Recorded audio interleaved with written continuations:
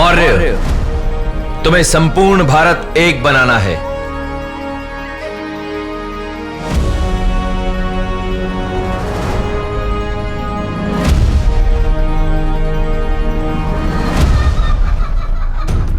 ये 4 मुर्गे एक साथ चला सकते हो? नहीं ना, तो 400 राजा एक साथ कैसे चलेंगे? चलेंगे। जब शस्त्र और शास्त्र मिलेंगे तो एक राजा, एक भारत अवश्य बनेंगे। जिद्दी शिष्य, हठी गुरु, कैसे रखेंगे एक भारत की नींव?